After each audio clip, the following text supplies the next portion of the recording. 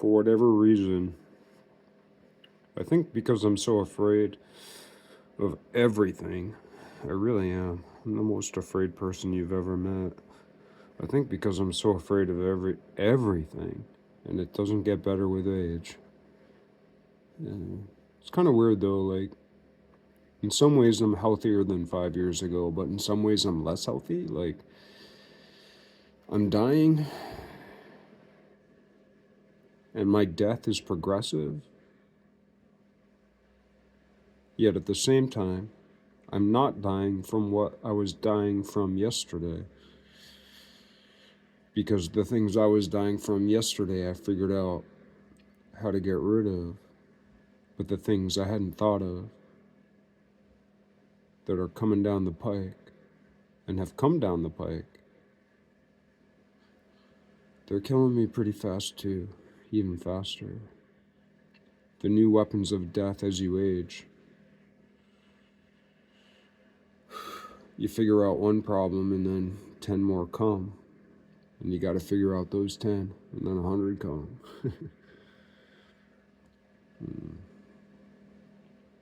Anyway, the whole purpose of this video wasn't to make a is it soliloquy or soliloquy?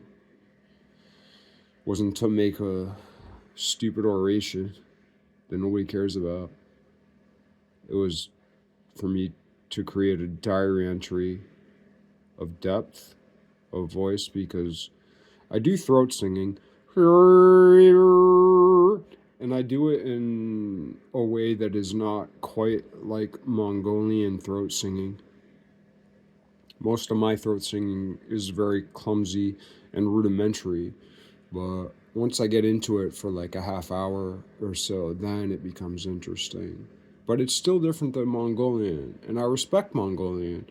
And at different times in my life, when I thought, well, that's the way you do throat singing, I lean toward that. But that's still a truncated form of making multiple tones or tonal spires or chord spiral. Tonal cordial with an H, and also cordial without an H. Cordial, C-O-R, cordial, C-H-O-R. Cordial, sonic spires.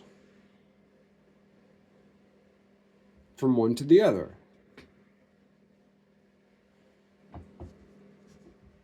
There's infinite ways to do it.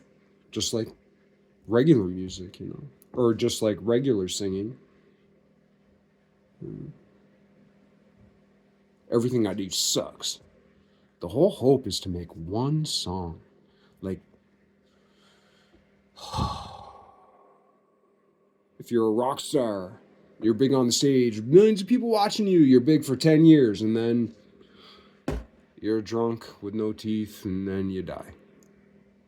That's not a great dream. A great dream is making one song that lasts 1,000 years. And what if you make 2 songs that last 1,000 years, and one of those songs lasts 10,000 years? We are positioned today, like, things have lasted almost by accident, except for the things that have lasted, and the things that come up from archaeology over time, the things that have come up from archaeology over the last 100, 200, 300 years. It's unbelievable. I mean, we have to remember, like, the Easter Island heads, they were up to here when I was born. Now, they dug out the whole body, and they're like, these things are way bigger. Like, when we just thought it was a head, we were like, holy shit, look at this head. And then we dug down and realized there's 5 times more body beneath it. Have we even dug to the bottom? I don't know.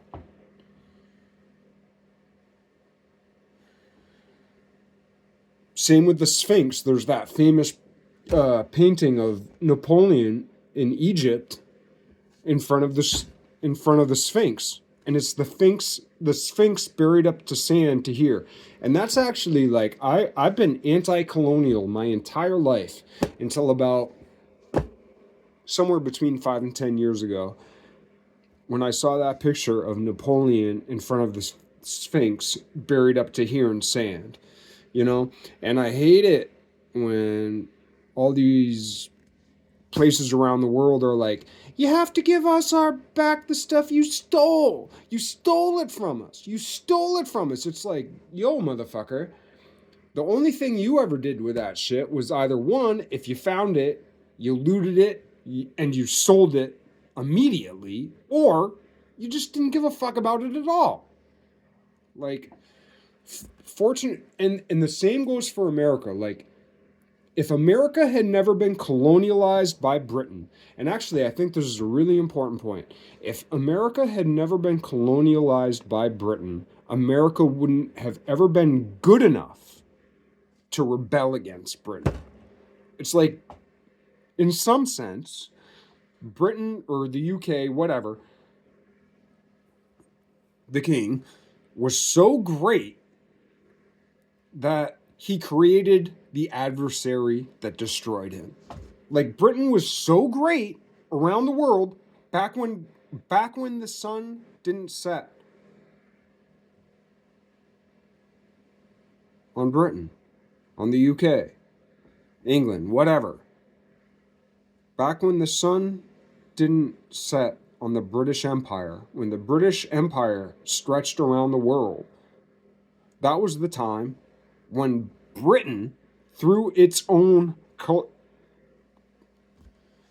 colonization of the world, created Britain's greatest adversary, America, USA, or USA America. I think that's the appropriate. The United States of America / America. No, the United States of America, comma, America. And when you say actually America is one word, it's both North and South America. Like, that's such a proud heritage, really. Portugal, Spain, England, France, Dutch, German, blah, blah, blah, goes on and on. Holland. Plus the indigenous peoples, etc., etc. And there's a lot of different ones, too. It's not like all the indigenous peoples were kumbaya. It should be noted that when Europe came to the Americas, the greatest civilization in the Americas is arguably the most murderous, butcherous, terrible, seemingly civilized nation that has ever existed. When they came,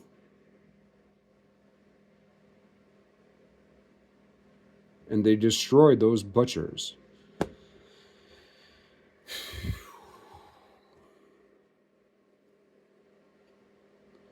I don't know if I can get back there. The whole point of this video is to make something deep, sonically, as a diary entry, because I so rarely am able. I don't know. There's something. I have a high pitched voice because I like to be silly, like Pee Wee Herman. You know, Pee Wee Herman. He had a high pitched voice, but he was deep. Pee Wee Herman actually was deep. One of my favorite quotes of all time is when, I think it was Pee Wee's Big Adventure. I made a video about it, one of my first videos I ever made, where Pee Wee Herman goes, "Shh, I'm listening to reason." That might be my favorite quote. Shh, I'm listening to reason. P.W. Herman, or so-and-so Reuben, whatever the hell his last name is. Or first name.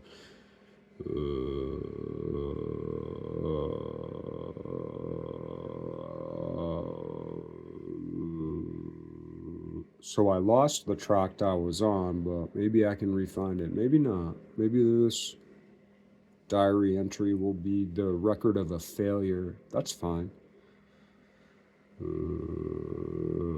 It doesn't even matter, because if I live 15 more years,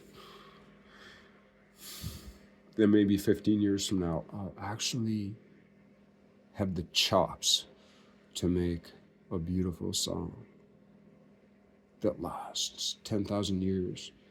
A prayer, a song prayer. Like Mary Had a Little Lamb, I've talked about it before. Mary Had a Little Lamb. It's a song prayer. And the story of it is so interesting. It's actually wrapped up in controversy. You know the song, Mary had a little lamb, little lamb, little lamb. Mary had a little lamb, its fleece was white as snow. Everywhere that Mary went, Mary went, Mary went. Everywhere that Mary went, her lamb was sure to go. I don't know how old, I can't remember off the top of my head, 150-year-old song, something like that. Give or take 100 years, you know. And there's actually a controversy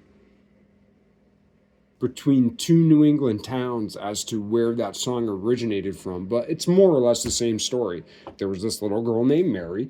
She had a lamb that was her pet lamb, and when she went to school, the lamb followed her, you know. But why did that song stick? That song stuck because the archetype of the lamb and the archetype of a girl named Mary had already been sown into the entire Western world for 2,000 years, 1,800 years, whatever. And not to mention Mary, well, actually, yeah, the lamb and Mary, 3,000 years, 4,000 years, 5,000 years, 7,000 years. Miriam. So when this little girl Mary went to school and a lamb followed her, now never mind, was she a rich girl? Maybe she went to two schools. Maybe she went to both those schools. Maybe she had a summer home and a winter home, whatever.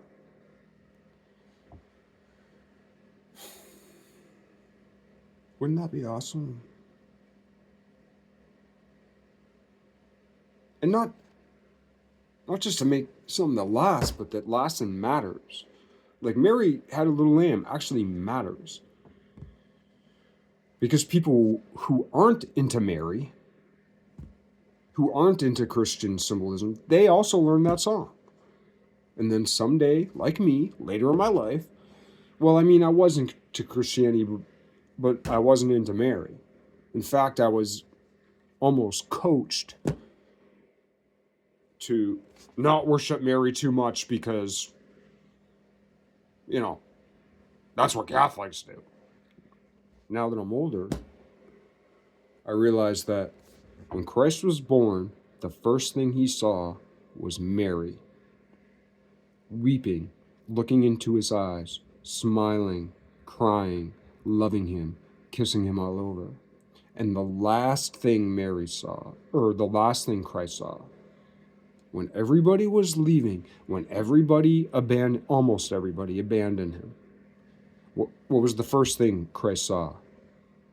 Mary. In the peril of being chosen by God.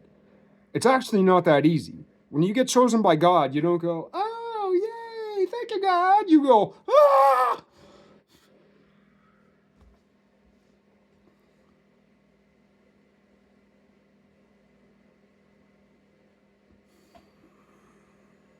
And the last thing he saw, the one person who never betrayed him, was his mother.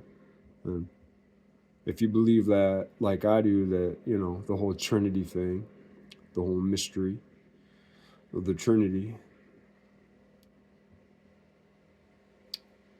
you know, God created the entire universe and cosmos, which are kind of the same thing, but not really. Their Vesica Pisces overlap is like this. Like cosmos, universe, like they're almost the same thing, but not quite. And then there's some other word that nobody's ever spoken that actually defines the thing, but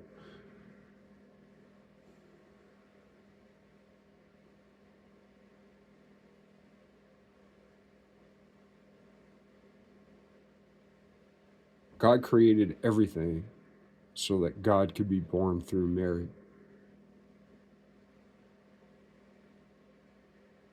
And die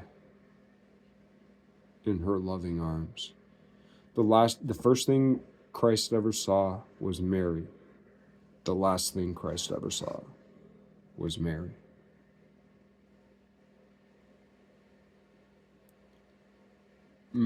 Weeping Mary as Christ came into the world. And Christ didn't cry as he came into the world, as babies often do. Mary wept. Jesus wept with God, his Father, but he did not weep with his mother.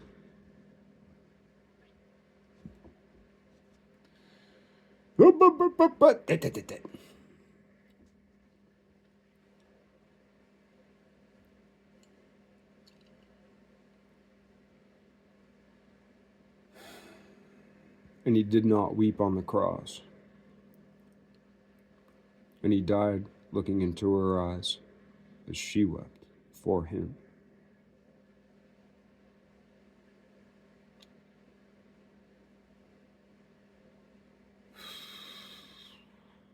The most horrible gift of faith between the both of them, really. No idea I was going to go there, but you never know what's going to happen when you open your mouth. When you open your big, fat, fucking mouth, you never know what's going to happen. Sorry.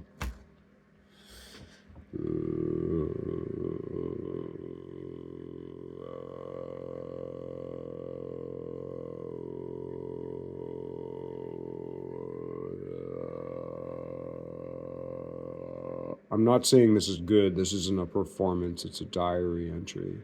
Because that's the thing, too. If you make a song that lasts 10,000 years, or a song that lasts 1,000 years, or 100 years, or a year, or it's big for 3 seconds, whatever. It's nice to provide a history. Especially, too, if you make something that's really awesome someday, it's really good to show what a fucking total douchebag piece of shit you are. Also, kind of like Michelangelo. Like, I always thought Michelangelo's sculpture, because all the art he made, I always thought he was like some like ethereal, floaty, perfect. And then there's this lady, Stephanie Story. She wrote this book called, I can't remember, Raphael. Anyway, the author's name is Stephanie Story, and she wrote a book about Raphael. Before that, she wrote a book about Michelangelo and Leonardo da Vinci, and they show up in the other book about Raphael, Stephanie's Story. That's her name.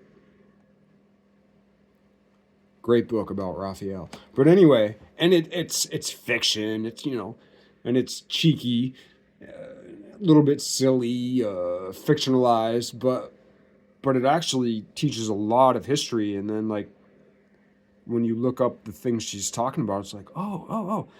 Like that Michelangelo only bathed once a month.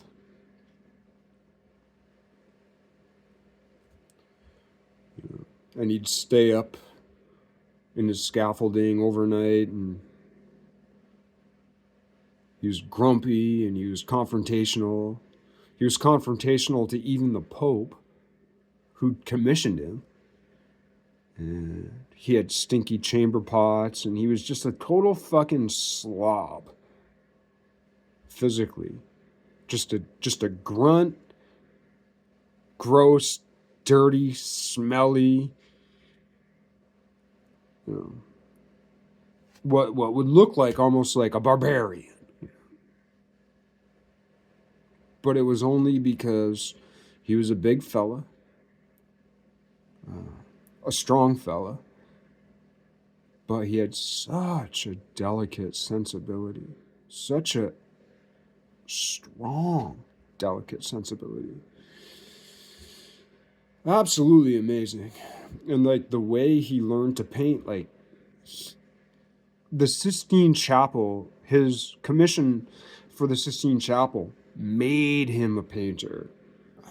I shouldn't say that. He was sculptors back then, not now, but back then were really great draftsmen in the classical sense. Great at drawing. Fantastic. All those guys were great at drawing. Even the bad ones. They couldn't take pictures. So like people would become such good artists that they could just,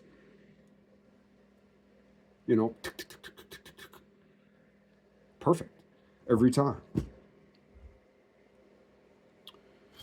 I took a few few years of art classes, well, including junior high and high school I took, and then whatever college I had, I guess it's like 10 years, 12 years. Got a couple private lessons, not much, but you know.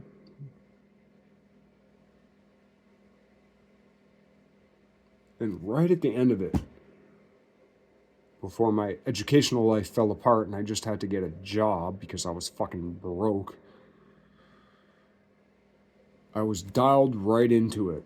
And I was getting to the point where I could just look at something and go bang, bang, bang. I've lost it. I think it's like riding a bike, but now for me, there's like just other shit. My priorities have shifted, but I'm still deeply embarrassed for not being a Renaissance artist. That was my goal for my whole life. To be good enough for the Renaissance and good enough for Disney. Like, I think as a visual artist, that's pretty much the gold standard. If you're good enough for the Renaissance and you're good enough for Walt Disney, you're fucking awesome. And if you're not aiming for that, like, what are you aiming for? Why even bother? But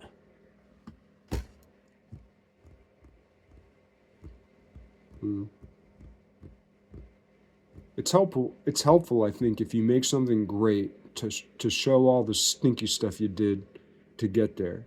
Now, if I had to bet on whether I'm going to do something great, I might be inclined to bet that I'm never going to do anything great. But just in case I do, I have a great trail of breadcrumbs through all the stinky shit I had to climb through to get to that good thing. I don't know. I think that would be kind of nice. I'm kind of hoping that God will reward me for being such a stupid douchebag. Like, I'm a stupid douchebag or whatever derogatory word you want to use to insult me for being such a dummy. Like, pick your favorite. You know?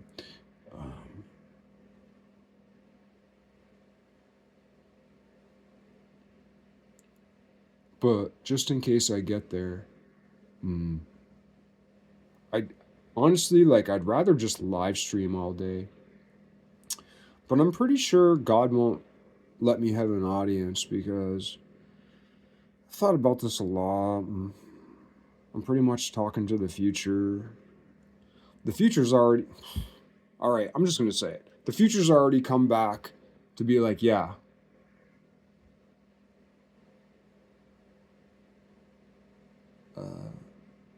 How many times has the future come back to say, yeah? Once? No. Twice? No. 3 times? No. 4 times? No. 100 times? No. 1,000 times? No.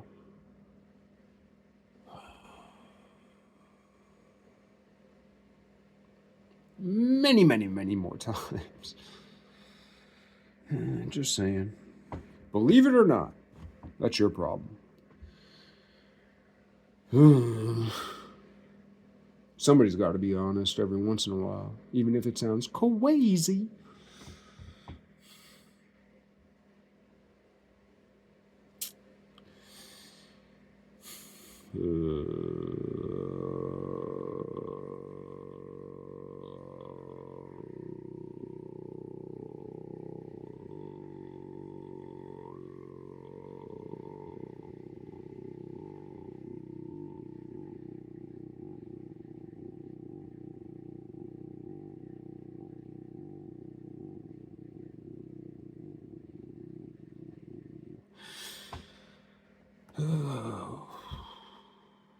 So I'm just gonna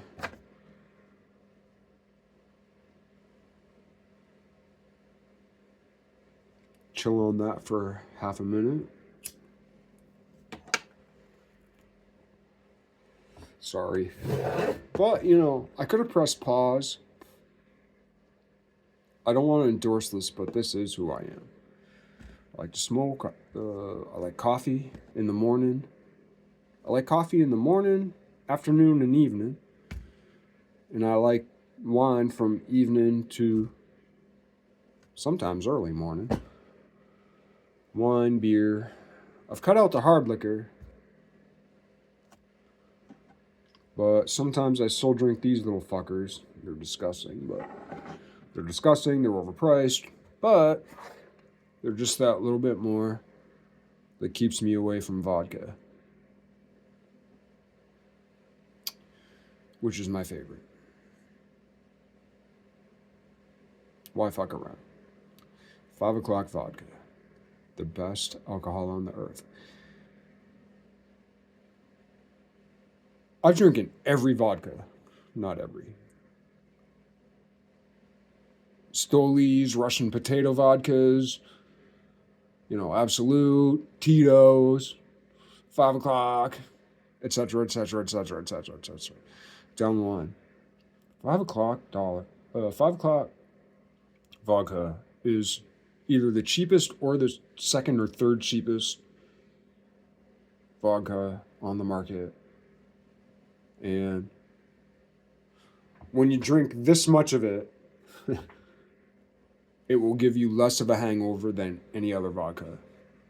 That's my opinion. My opinion is that 5 o'clock vodka is actually however it happens throughout, because there's all these ways of calculating numbers and this and that and organic and blah, blah, blah and this and that for whatever reason, wherever they get their shit. And it could change tomorrow. It always does with every product, and I haven't drank vodka for just over a year.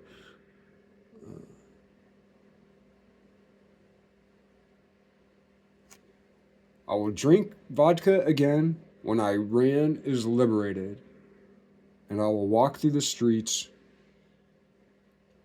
with a Pahlavi flag, a Pahlavi Iranian flag. Until Iran is free, I will not touch a drop of vodka. and not Russian vodka, American 5 o'clock vodka. We'll see if the recipe's the same. I don't need to look at the ingredients. I don't need to look it up online, because I'll drink a fifth and the next morning I'll see how I feel. And I'll know immediately. It's clean as a motherfucker. Clean as a whistle. Which I guess that was a copyright infringement for Irish Spring, probably.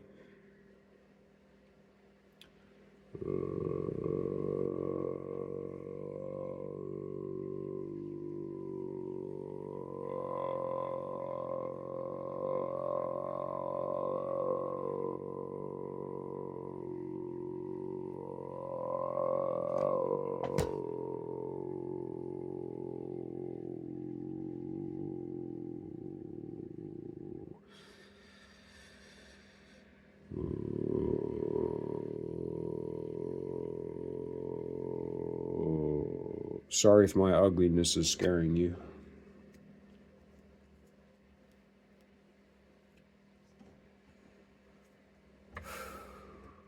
I hate the idea that I'm old and ugly now and scare children.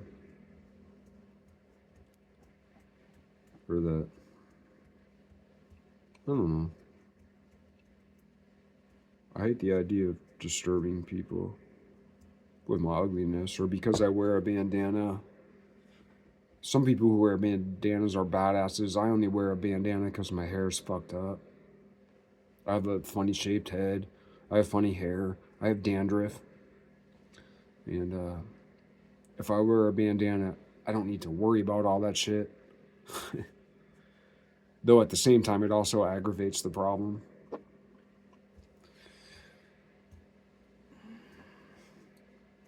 But I don't want to disgust people. I'd rather make the problem worse and not disgust people.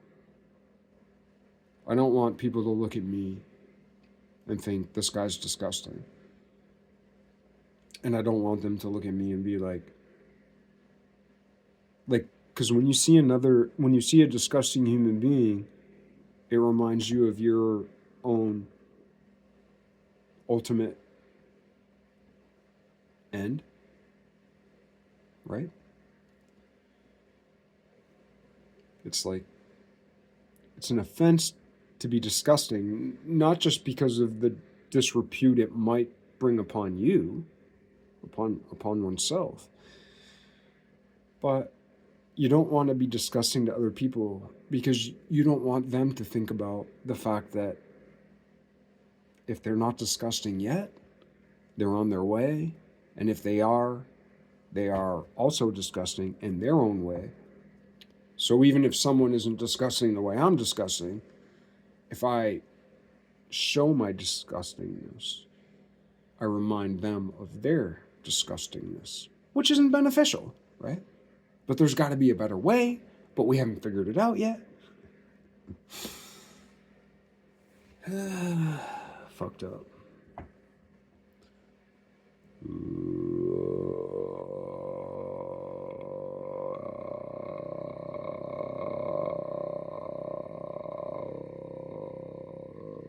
I want to practice going deeper so I can get a full depth someday. And then I already know how to do some of the mid-tone and higher things. And then I can build that out and do them both at the same time. Figure that out. The best thing would be able to do 5 tones. I mean, it would be a spike, a cordial with an H, a cordial spike, tonal spike, but it would be very distinguished, where sometimes tonal spikes are like all these different shapes and zzz, but if you have something that's like pretty clean with some pretty clear horizons, like to create 5 clear tonal spike horizons, excuse me, that would be awesome. And then to be able to skate between them and actually compose something with them. I don't know. Why do I think that would be cool? Well, one of the reasons it's cool is because when you throat sing or just use your throat at all, like you can actually feel the different parts of your body vibrate. And like if you do it for an hour, like you absolutely reset like your mojo, for lack of a better term.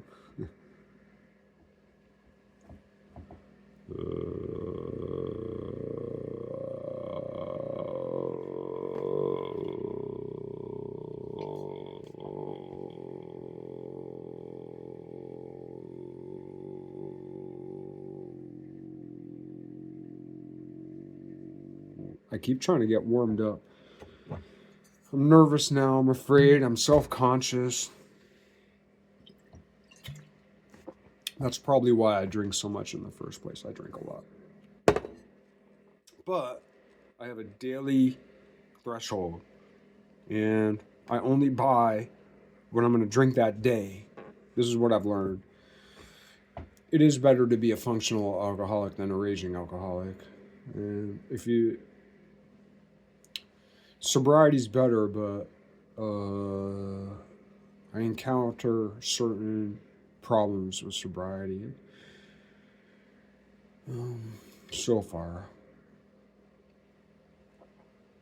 Man, if I could ever get sober completely, including not smoking cigarettes and not drinking coffee, including that. Because that's the big thing. If you go sober and you're still smoking butts and drinking coffee, it's like, what the fuck? Might as well just keep drinking. It's the hard liquor that's the bitch. For sure. You know, if we made hard liquor illegal, I wouldn't necessarily be against that.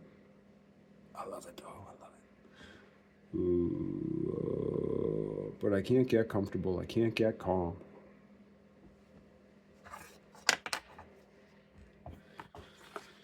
Calm down. Or maybe this is just a failure. Fine. I'll document a failure. I've failed plenty of times.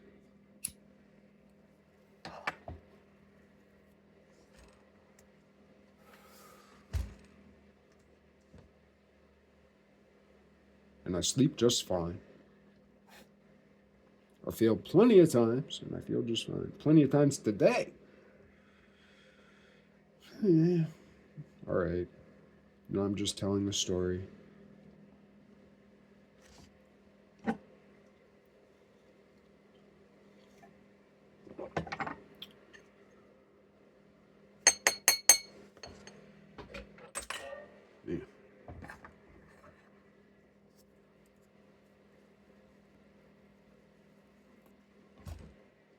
Yeah, that's the problem. I'm getting hyped up. That's the problem.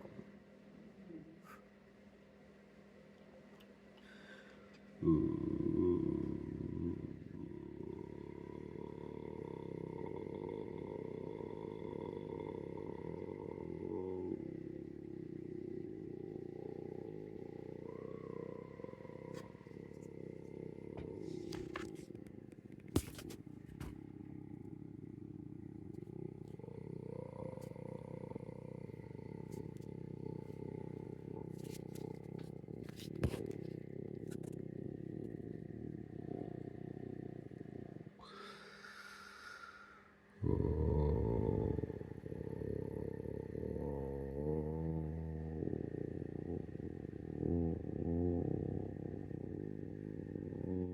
Well, apparently I've lost it.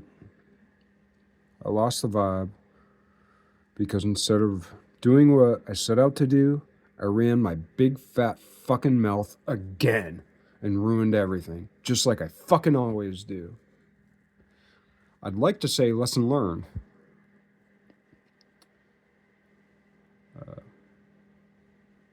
But maybe in 3 years from now when I rewatch this because it accidentally shows up on my feed, maybe that'll be the day I learn the lesson. When I remind myself, shut your fucking fat mouth and get to fucking work, you stupid, dumb motherfucker. Besides that, I hope you're all doing very, very, very well.